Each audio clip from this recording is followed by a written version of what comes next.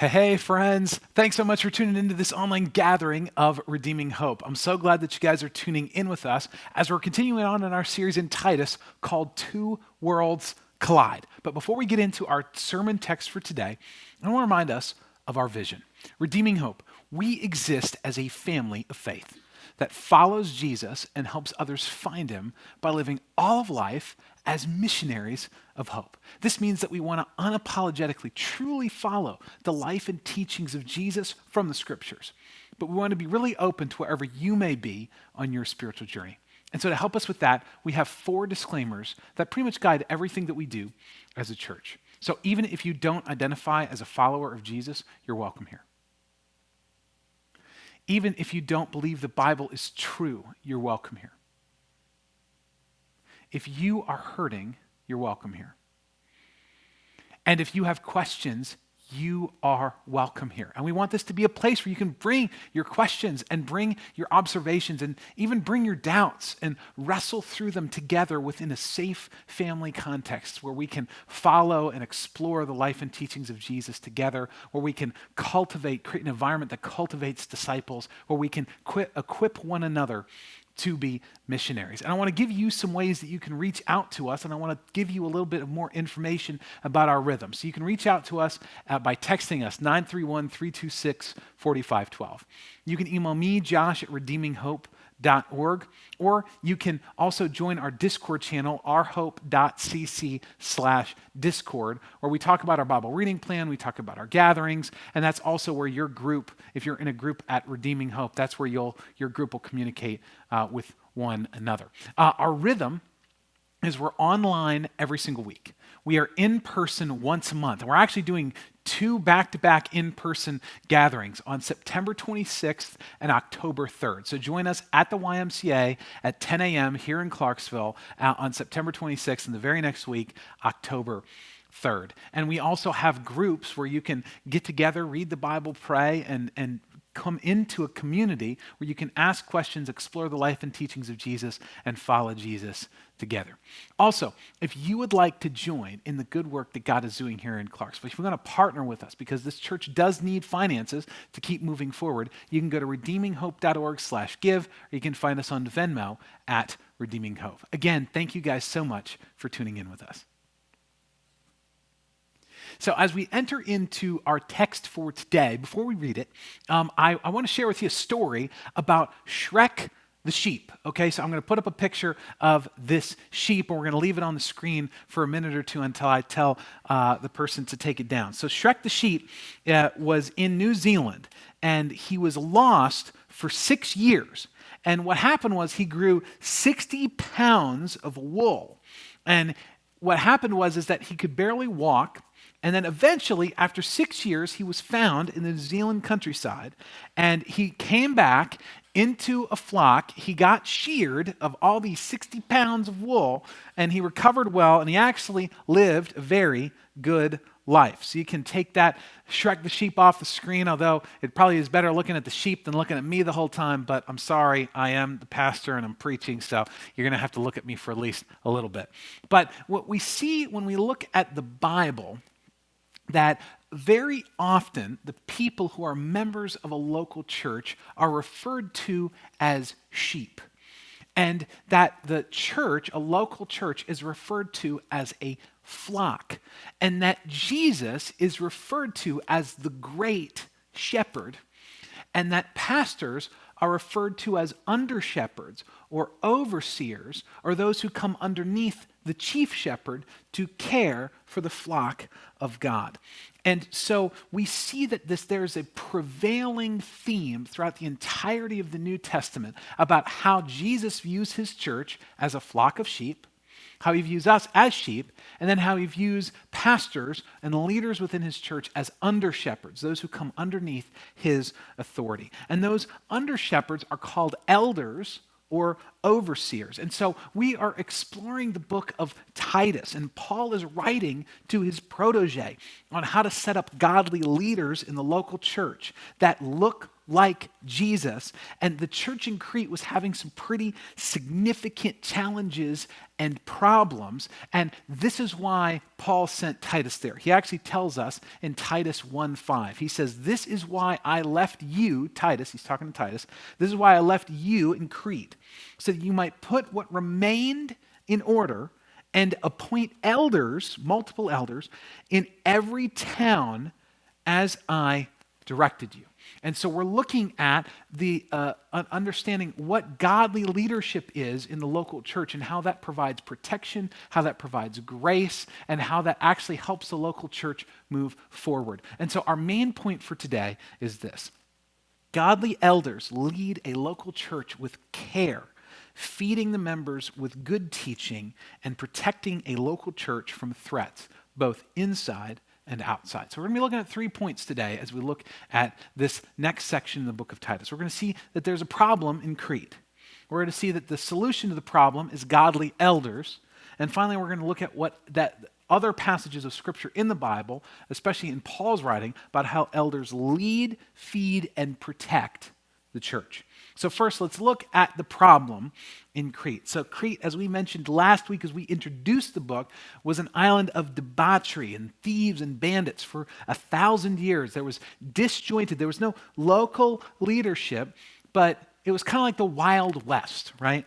And they had a little church, and really what they had is little house churches spread out all over the island, just like they had little bands of thieves and little bands of mercenaries spread out all over the island. They had little bands of churches that were disjointed and spread out all over the island. And actually we see in Acts 2 how on the day of Pentecost, the very first day of the church, after the Holy Spirit descended, 3,000 people came to faith in Jerusalem. Let's look there and see how the gospel first got to Crete.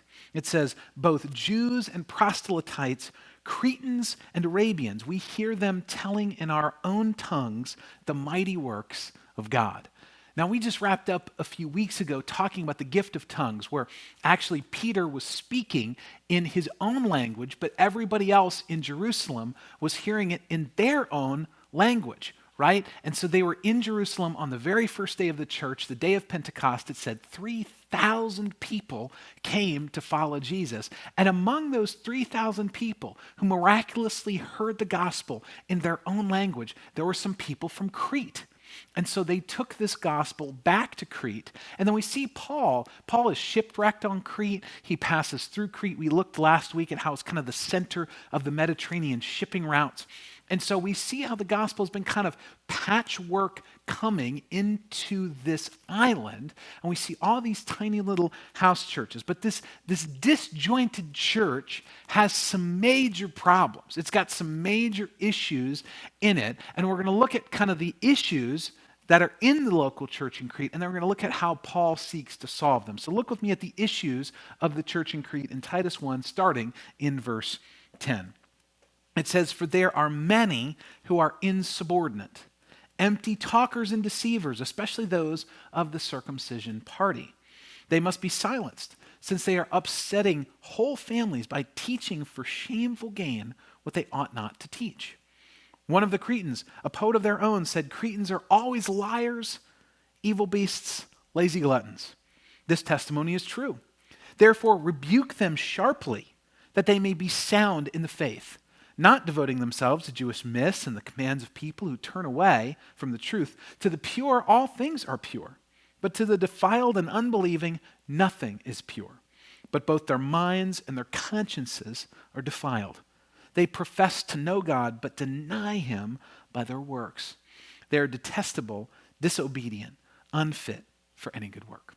So we see that Paul has some sharp words to say about the church in Crete. And what he was actually talking about was there were some Jewish people who were claiming to know who God was. They were in leadership in these little local churches, but he says that they were doing a bunch of different things. They were teaching for shameful gain. They actually were teaching what people wanted to hear for money. It was like people would pay them to preach a sermon that would be what they wanted to hear. So they're not teaching about the true doctrine of God, but rather they were teaching for shameful gain. Not only that, but we see that they're financially cheating people in their own church. Local Jewish leaders were actually cheating the people in their church. They were claiming to be Christians because they were Jewish, right? And so they said, hey, we're kind of in the same faith. We are better than you, and so we're going to get money from you. They were telling people that they also needed to follow these Jewish laws in order to be saved. And by the way, I'll preach you some sermons on how you can follow the Jewish laws for some money, right? So that's what they were kind of doing. And Paul concludes that these people are detestable. They're disobedient, and it says they're unfit for any good work. You see, the people of Crete who needed godly leadership were being severely taken advantage of. And so we see Paul is modeling the heart of Jesus.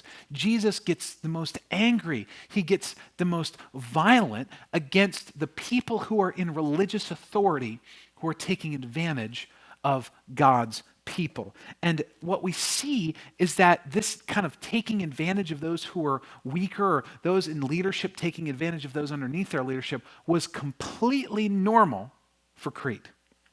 And Crete was so bad that families were rare because of how much people were sexually deviant and how much they would cheat even their own family members. Remember, this is an island full of pirates, thieves, mercenaries. This was a rough crowd. This was no Sunday brunch happening on Crete. This was a rough crowd. So Titus is sent to course correct. He's sent to unify the church, but Paul's instructing him to expel these detestable, disobedient, unfit leaders immediately. That's one of the first things he tells them to do.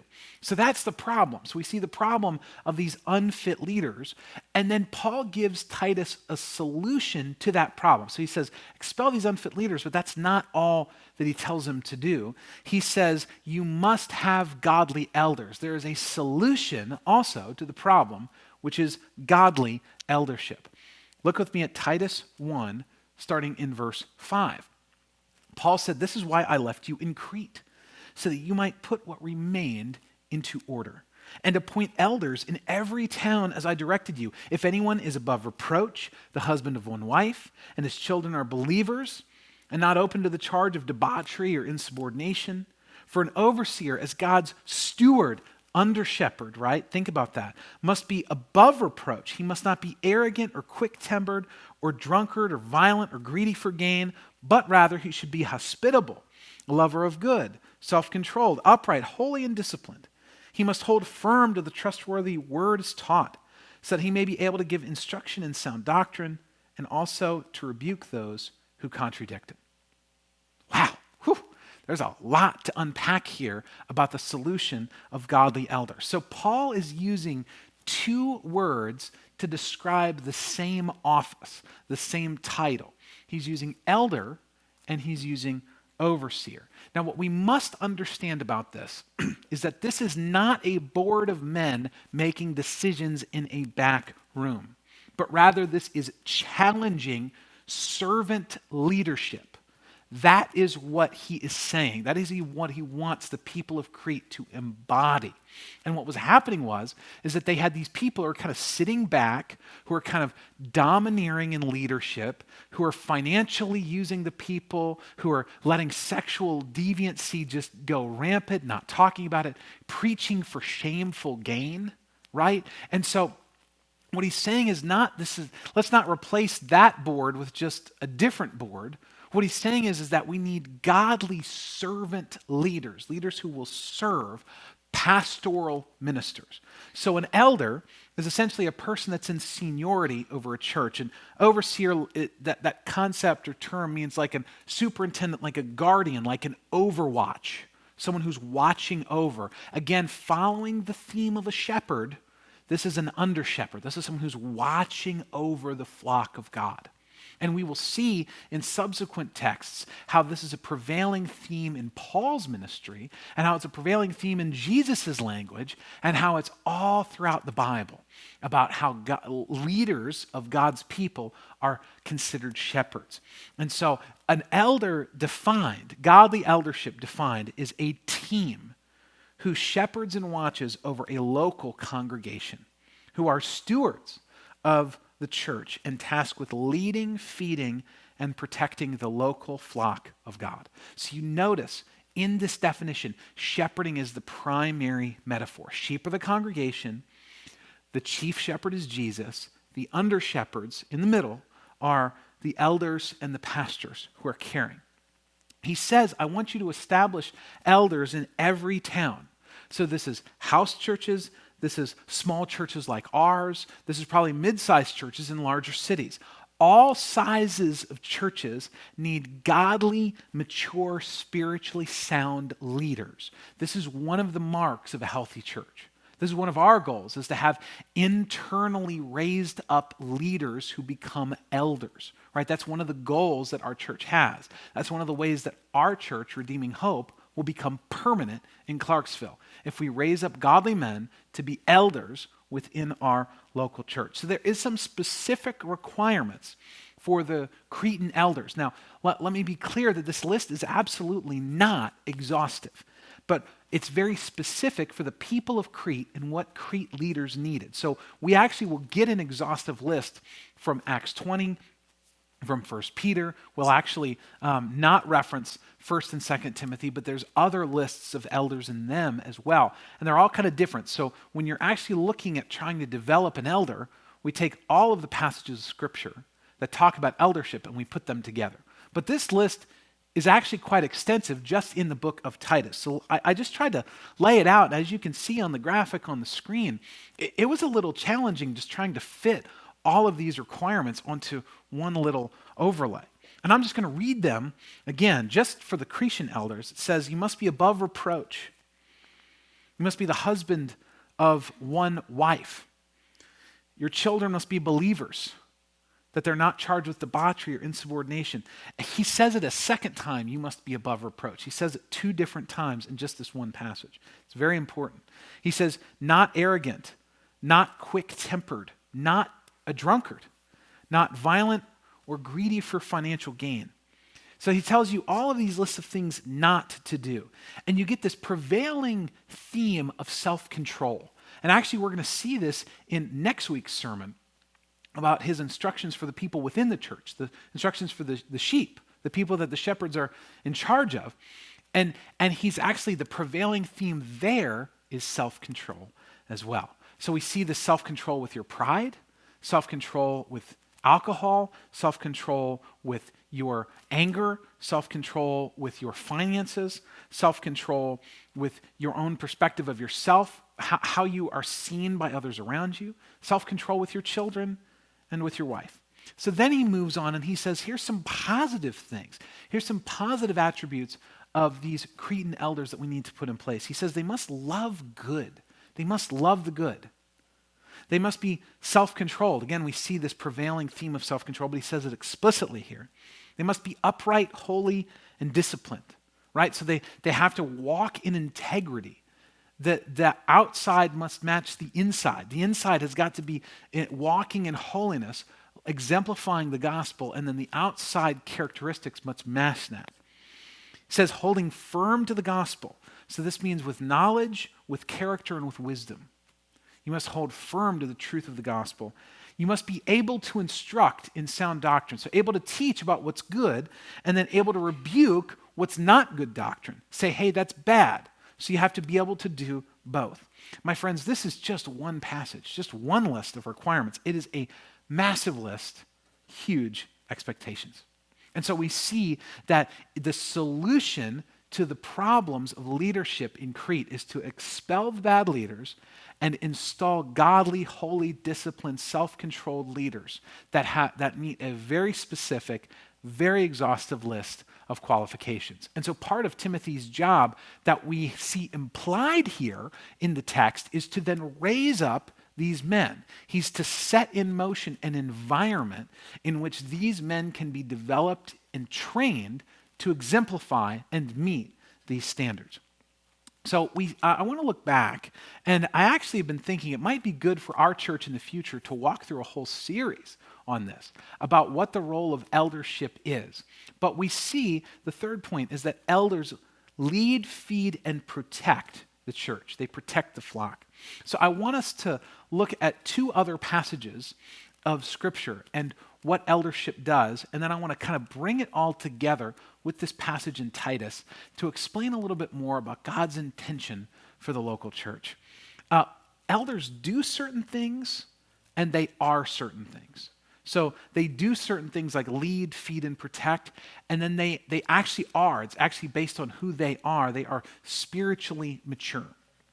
So look with me at 1 Peter 5, 1 through 3, as we look at another passage that talks about eldership. So this is Paul speaking, this is Peter writing, and he says these words. So I exhort the elders among you as a fellow elder and a witness of the sufferings of Christ, as well as a partaker in the glory that is going to be revealed. This is what he's telling the elders. He says, shepherd the flock of God that is among you, exercising oversight, not under compulsion, but willingly, as God would have you, not for shameful gain, but eagerly, not domineering over those in your charge, but being examples to the flock. Now, first we see clearly, again, a different author, Peter, still using same metaphor of shepherd and sheep. And he says shepherding and exercising oversight over the flock. He says three main points. He says, first, you should not elder under compulsion, but you should do it willingly, which means that you have to want to do it. You shouldn't have to do it. So, my friends, I just have to tell you, some people are pastors because they literally can't do anything else. They have no other skill set. Maybe they grew up in the context of a local church, they went to Bible college, they went to seminary, and their whole work experience has just simply been in the church. That's not how God ever intended that to be. He never intended that to be like a professional development track, right? Jesus worked a normal Joe job. He was a carpenter for almost 30 years. We see Paul was a tent maker. We see Peter was a fisherman. We see all of these people in the New Testament that are planting churches. They have seasons where they're actually not in full-time ministry, where they have other jobs and other skill sets.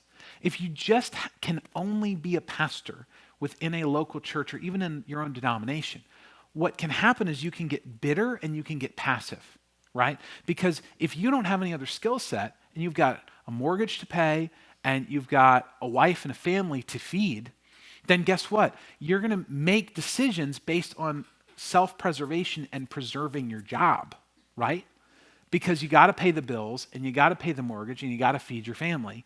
And if you get fired, how in the world are you going to be able to do that? Because you don't have another skill set, right? So a lot of times what happens is that pastors can get bitter at this, or they can get passive to where they're not boldly challenging people with the gospel. They're not boldly protecting the flock because they're worried the flock can make them lose their job.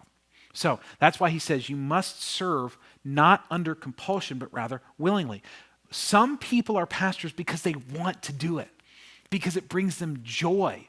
And then what happens is that because they want to do it and it brings them joy, they have a boldness. They can challenge people. They can call people to action. They can rebuke those who are hurting the flock, and then they can encourage the spiritually weak in such a way that motivates them to grow in their faith. So we see that when you actually are serving the flock willingly, you're more joy-filled and you're more bold because you're not doing it because you have to pay a bill. You're doing it because you want to. Because trust me, for the amount of money that most pastors in this world get paid, they could probably employ their skill sets elsewhere and make more money. Most pastors don't get into this game because they want to make money. They do it because they genuinely want to see people follow Jesus. And those pastors are more joy-filled and more bold. Next, he says, is you don't do it for shameful gain, but eagerly. So this means that you got to have purity within your motives. Now, I said most pastors don't get into this for the money, but some pastors are pastors because they crave something from the flock. They're shepherds, but they want something from the sheep. And that's never how a shepherd needs to engage with his flock. A shepherd is always there to serve, to protect, to lead, feed, and protect his flock. He never eats the flock. He never kills the flock for food.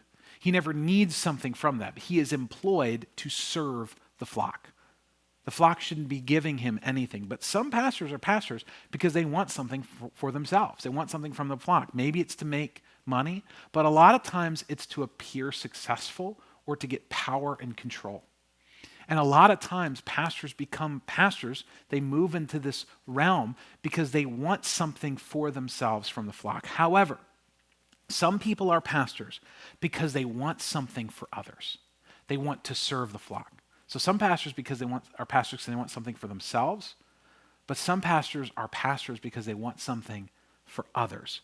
They want spiritual health. They want to see people thriving. They want to see families thriving. They want to see marriages come together and be unified. They want to see singles thriving in their singleness. They want to see people following Jesus. They want to lead, feed, and protect God's church and the flock of God eagerly with passion and anticipation. They're not serving for shameful gain, but they're serving eagerly with pure motives and intentions. And finally, we see he says, not domineering over those in your charge, but being examples to the flock. Some people are pastors because they want power.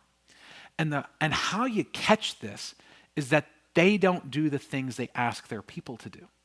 So when you actually dig into the root of some of these pastors' lives, they're not reading the scriptures consistently. They're not praying. They're not being transformed by grace. They're not vulnerable within community. They're not sharing their sins and being open and confessing where they're wrong.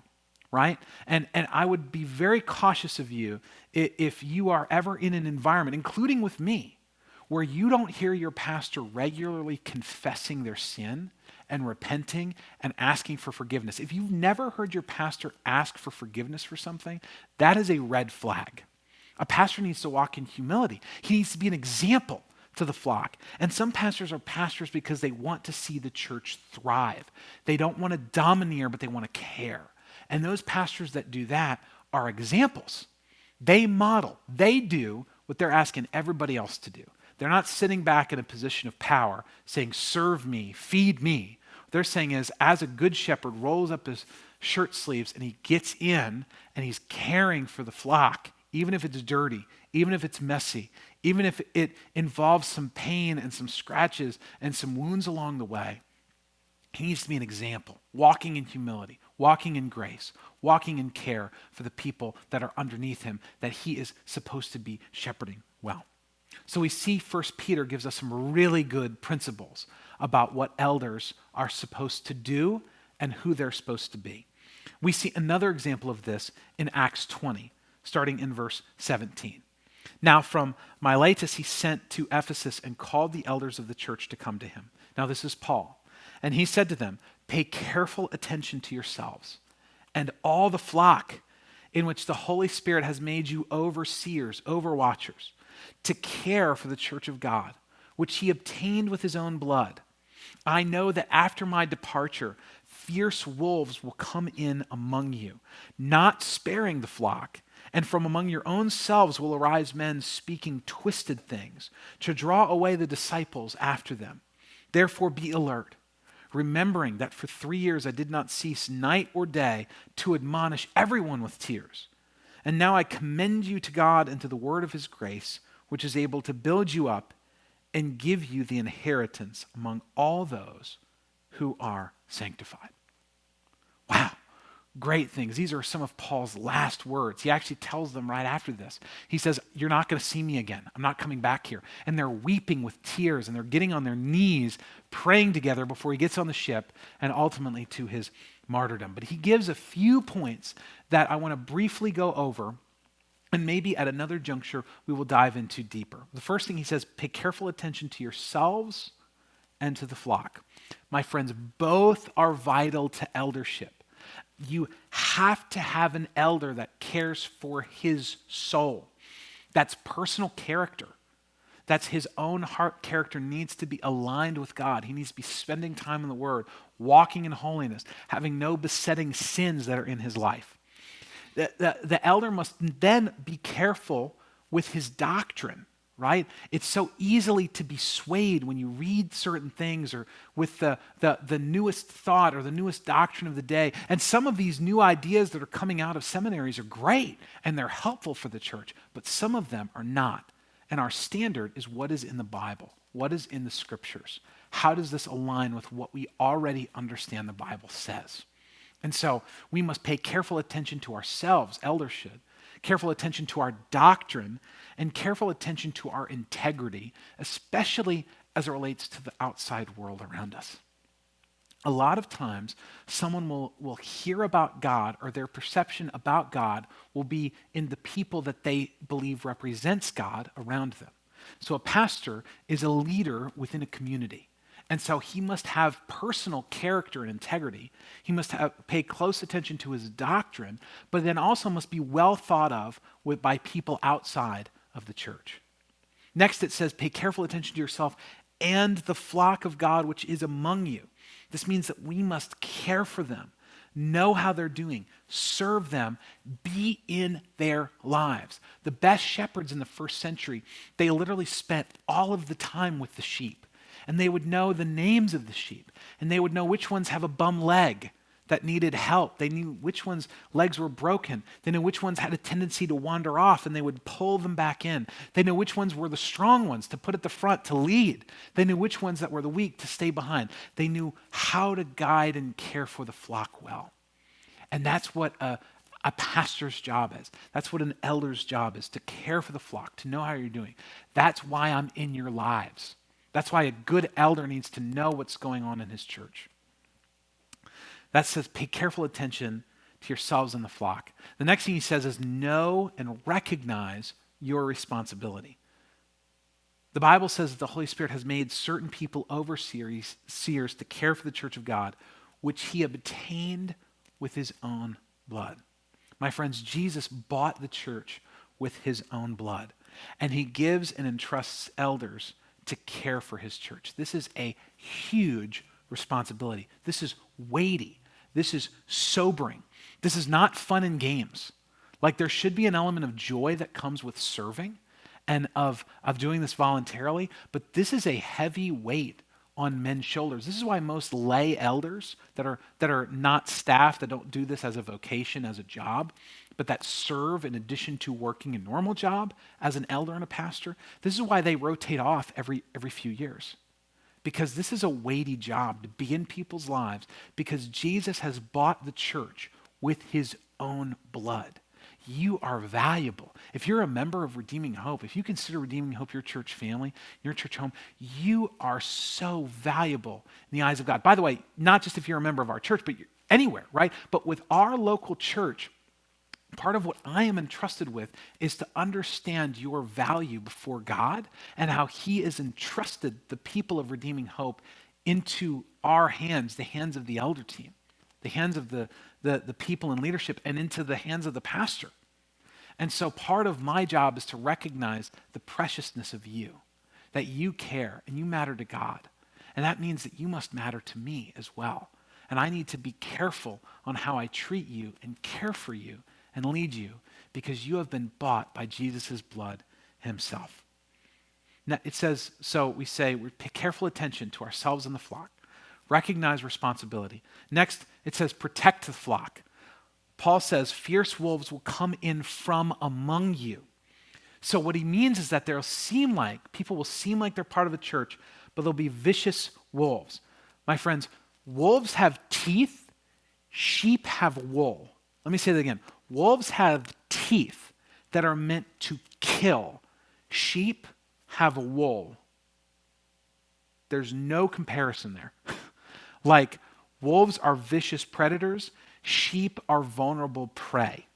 They're incredibly vulnerable and need to be protected. And he says that how these wolves will work, how they'll work to damage and kill the local church, is that they will speak twisted things to draw people away. My friends, people will want to draw you away from a healthy church context. And they will primarily do this with gossip. So when you hear people talking about the leadership of our church, when you hear people talking about one another, but not coming directly, if you are speaking within a group context and you hear your group leader say, hey, maybe you should talk with Josh about that, I want you to know that's code in our leadership team for you need to stop talking and gossiping and go to the person directly.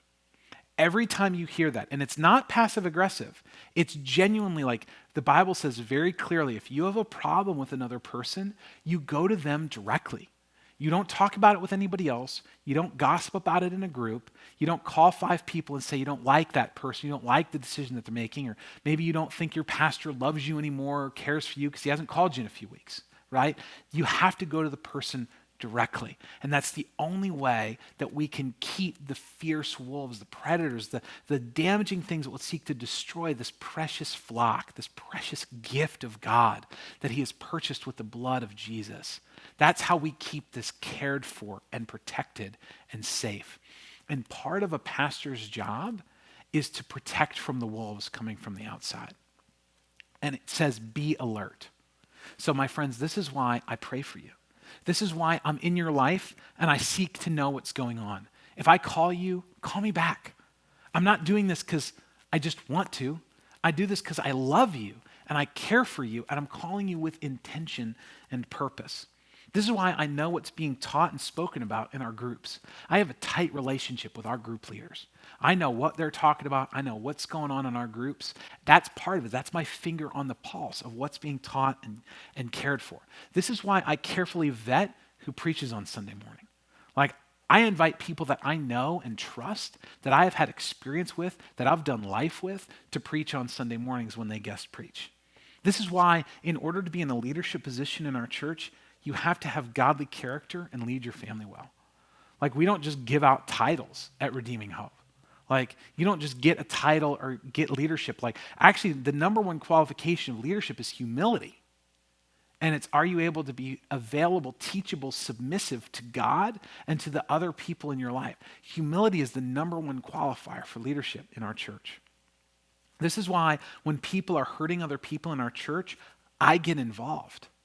I don't step back. I'm not passive. I'm not doing this out of compulsion. I'm not doing this out of fear. I'm not doing this to pay the bills. I'm doing this because I want to.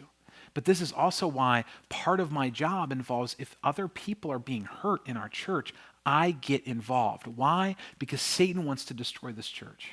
Satan wants to destroy a gospel-centered expression of church in Clarksville. And he's done this with other churches, and he's doing it at churches right now in Clarksville that are good and godly, that are seeking to advance the gospel. He is wanting to attack the church, and he will attack it from without, and he'll attack it from within. I am on alert, and it's part of my job to do so. So that means if I give you a call, if I ask how you're doing, even if I ask you questions like, hey, what about this? Or, hey, how's this going? Or, hey, how's your marriage doing? Or, hey, how's things going with this specific thing? I'm not doing it to attack you. I'm doing it because I love you. I'm doing it because there are wolves, and wolves have teeth, and sheep have wool, and they're vulnerable. And I am charged as God's under-shepherd to care for you well. And I'm doing that to the best of my abilities. So, here's a summary of the elders and what the elders do from 1 Peter and Acts. They serve willingly. They serve with pure motives. As examples, they pay close attention to themselves. They pay close attention to the flock. They recognize their responsibility. They protect the flock, and they're on alert. So here's the thing. Why did God put it this way? Like, it just seems like there's a lot here with elders, and it seems like a really high bar to me. Here's the deal. God has a lot of qualifications and expectations for leaders in his church because he is entrusting these leaders with God's church.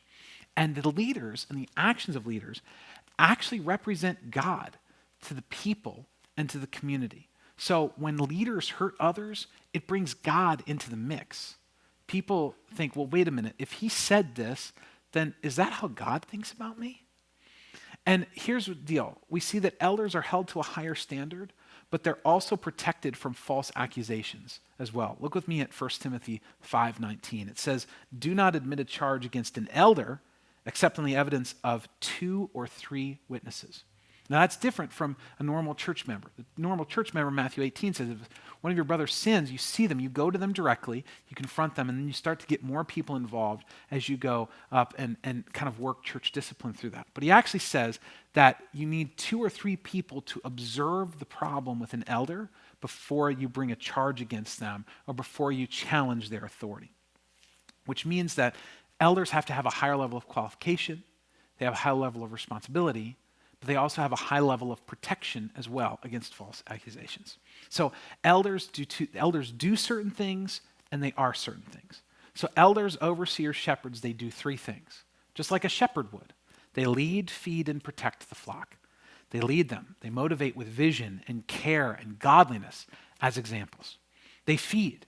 They teach what accords with sound doctrine. That essentially is like what we're doing right now, teaching good doctrine to the flock consistently. And finally, elders protect. They protect from false theology, external predators, internal predators, from financial predators, from abusers. They protect the flock. So those are some of the things they do. But elders are certain things. And the best way to put this is elders are spiritually mature. That's just the best way to put it. And they have a growing awareness of their own sin and God's grace that transforms their actions over time. And so elder is a title, it's a noun, but it can also be a verb. It can also, elders elder. That they shepherd, they make disciples, they're an example. Like you see godly, mature men walk into a church, they begin eldering immediately. They don't need a title. They just begin like a shepherd would walking into a flock. They begin to protect the little flock that comes around them. They begin to care for them. They begin to see a weak sheep and go over and strengthen it. They see a sheep with a broken leg and they help fix it. They're just helpers. They're servants. And a servant serves wherever they go, just like a leader leads regardless of a title. And when elders are nominated, when elders are brought forth in front of the church, it's not us making men into something that they're not.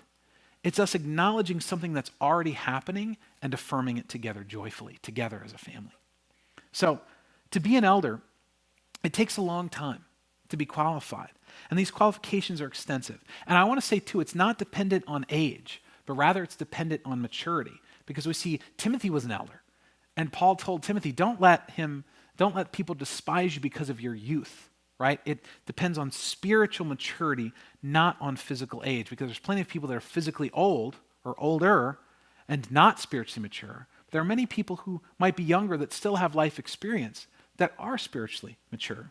It's also not dependent on life stage, but rather maturity. And I've found this very unique in the Southern church context, that people look at Rachel and I weird when we say we don't have kids. And we don't have kids yet. We want to have children, but that hasn't been in the cards up to this point in our life. And it's a cultural thing. But we look, and I want to be very cautious with you. Don't look down on someone because they don't have children, and don't think that they can't pastor you because they don't have children.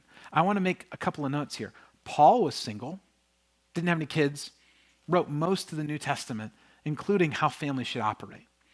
Timothy was single. He didn't have a family. His family was the church, and he was instructed to appoint elders. Titus was more than likely single. And also, the most important man in human history was Jesus, and he was single. And he spoke into families and how families should operate. So it takes a team of men to hold one another accountable to being elders. And we see too, just one other thing as we wrap up this conversation about eldership is when we establish elders in a local church, it is never quick. It is always very slow process. We're 3 years in and we're just beginning to explore this idea as a church family. This is because 1 Timothy 5:22 says, do not be hasty in the laying on of hands. You've also been probably noting that I've been using male terminology for this role in the church. And so what we see and what we believe and attest to as a church is that this role is reserved for men, which is a unique role in the family and in the household. And so we'll get into that more. We can work that out more as maybe we do a specific sermon series on eldership eventually in the future. But that is reserved for men, and it's primarily connected because of the role of men in the family and God's intention of the role for the family and how the church is the family of God. Next to, it's also important that it's got to be the right fit. So what's really interesting is that Paul uses different language in different books to describe the qualifications of an elder. They're all kind of the same. They all revolve around being self-controlled and spiritually mature. But, in Crete, he's talking about one thing. But Peter, in 1 Peter 5, says something a little different. And Paul, to the Ephesians, is giving them different instructions slightly. So there's got to be a character fit, which is universal. There's got to be a competency fit. You got to know how to teach sound doctrine, how to rebuke, how to be thought well of from outside, to have emotional intelligence. But there's also got to be a culture fit, too. So that means that it takes time and years of development to make sure that the leadership of the church has a culture fit that knows what the vision is and that can help carry the vision of this unique expression of church forward well. Now, you might be thinking, man, this is impossible, it seems like, to be qualified as an elder. It's not impossible. And I also want to note that it's a good thing to want this. Look with me at 1 Timothy 3:1. It says, "The saying is trustworthy. If anyone aspires to the office of overseer, he desires a noble task." We see is with the people of Crete, with Titus, God is instructing his people not to follow fancy plans, not to follow those who are the loudest or the boldest, but to rather follow those with godly character. Now, if you are joining us and you're not yet a follower of Jesus, maybe you might be exploring joining a local expression of church, or maybe just exploring what this might look like. I want you to know that you have an over-shepherd over your soul available to you, and his name is Jesus. Jesus fought for you like a good shepherd fights to protect the flock. He fought for you. He has sought you in your wandering. Like Shrek the sheep, what we talked about at the beginning, wandering away in the New Zealand wilderness for 6 years. Jesus has sought you, and he has the power to bring you back from the power of sin and lawlessness in your life. He has the power to heal you. He has the power to change you, to protect you, and to help you live under the freedom of being a part of a church family and the protection of being a part of a local church family. All you have to do is hear the message of Jesus, to believe that it's true for you, that you need his leadership in your life. You need him to be your shepherd, and you come underneath him, underneath his flock. And then you need to obey by making Jesus Lord over your life, by making him the chief shepherd over your life. Now, if you are a follower of Jesus, I want you to know that you have under-shepherds who have been trained and qualified here at Redeeming Hope to lead you well.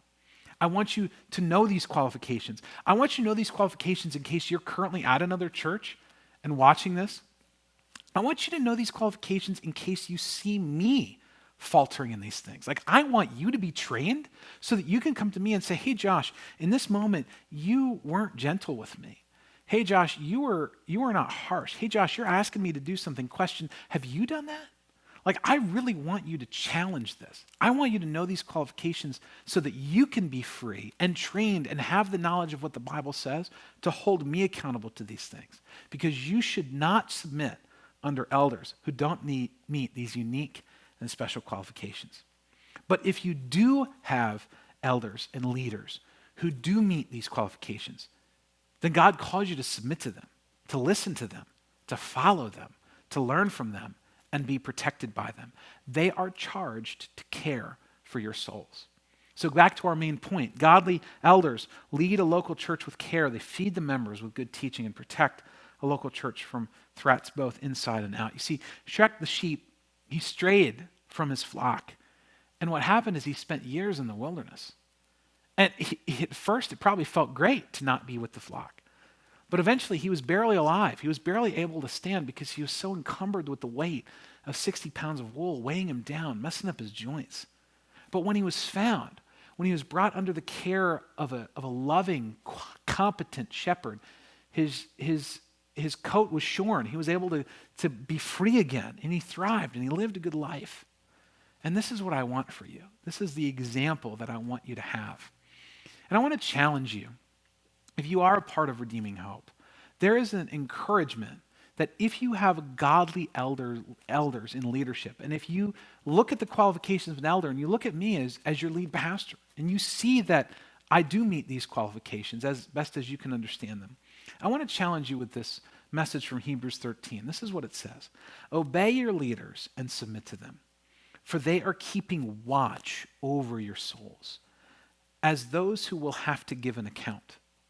Let them do this with joy and not with groaning, for that would be of no advantage to you. My friends, as elders are called to have joy in how they lead, I want you to be a joy to lead. I want you to be growing in spiritual maturity. I want us to work together. This is not an adversarial relationship. You are not my opponents, and I am not yours. We are a family. We are friends. We're a flock of sheep under the true over-shepherd, the overwatcher, who is Jesus. And we're following Jesus together. And it just so happens in this season that God has placed me as an under shepherd. And you're joining this flock. And so I want you to be a joy for me to lead. And I want you to submit and listen and follow as we seek to be missionaries in Clarksville, as we seek to follow the chief shepherd Jesus together. I want you to hold me accountable to these things. But I also want you to submit, and I want you to grow, and I want you to surrender to Christ, and I want you to surrender to the elements of our church that we want to help you be protected from the wolves, thriving, moving forward in the gospel together. Fall under the loving protection of Jesus as you are a part of a local church family. I love you guys. Thank you for joining this local gathering, this local flock. It is a joy to lead you. It is an honor to be an elder in this church. I love you guys. I hope you have a great week. I'll see you soon.